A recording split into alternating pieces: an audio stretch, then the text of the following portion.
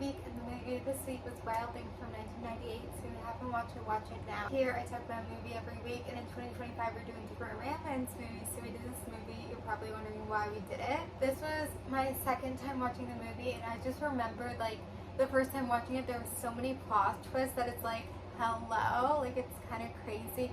And obviously, like, I don't remember when was the last time I watched it, but I was like, still, like, I didn't remember a lot of plot twists, and so it was kind of like, I was like kind of experiencing it again for the first time. And there's so many plot twists, like, it's one after another, and like a part of me, I feel like next time I watch it, I think I'm gonna hopefully remember them more. So I don't know how it is, like, watching a movie, like, expecting the plot twist.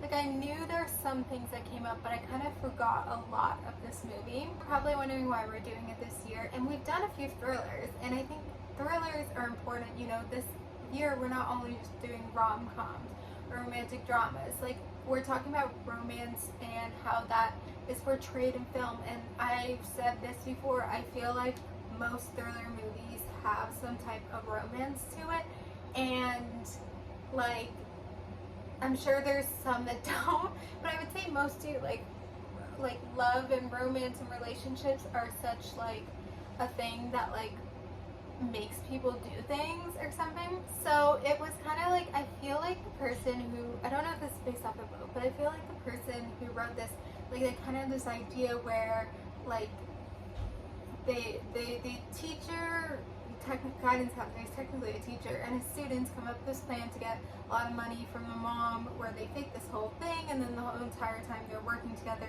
and so that's how they get a settlement. Like, I think they had that idea, but then they just like added like plot twist after plot twist after plot twist. Which, by the way, I feel like if you like find out, like, if it's found out that you falsely accuse someone of rape, don't you get in trouble? Like, they didn't get in trouble for that.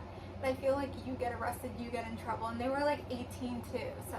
But when it was finally revealed that it was a plan for all three of them, they had this like weird sexual relationship where it was like, are they actually like invested in each other, or is it all just an act? I think it was an act, but then you kind of feel like, is there feelings involved? Like, it's a mystery, it's a thriller. Like, you know, it kind of seemed like Denise Richards' character actually seemed to have feelings for him, while the other character, I guess Susie, was just like using him the entire time, and he was kind of using both of them or something. Or maybe he entire time was wanted, like, the other guy messed up and killed Denise Richards' character, so all the time she was just supposed to be framed, or I don't know, because in the end it was Susie's idea. And I feel like I never saw the end part before. I feel like maybe last time I watched it, when it's at the end, I exited out, but then there's all these scenes where like Susie's coming up with a plan, so the entire time it was Susie's plan, like, whatever, it was this whole thing. Then like Susie and Denise Richards' character at one point like had this type of relationship. Like, it was hard to know where in the relationships and where things worked. But obviously what I think was important here is that there had to be some type of relationship. Their story would have not been done if there wasn't a relationship. Like, I think if you had it where they were just working together, but then they weren't like also hooking up, and there was like all this like weird tension, I feel like it would feel off, you know? Like, I feel like I could imagine it, but I feel like it wouldn't have worked, and like, that's the point of it. And I saw comments on Letterboxd that like everyone was like kind of horny in this movie, like even the other female detective, like she was like whatever.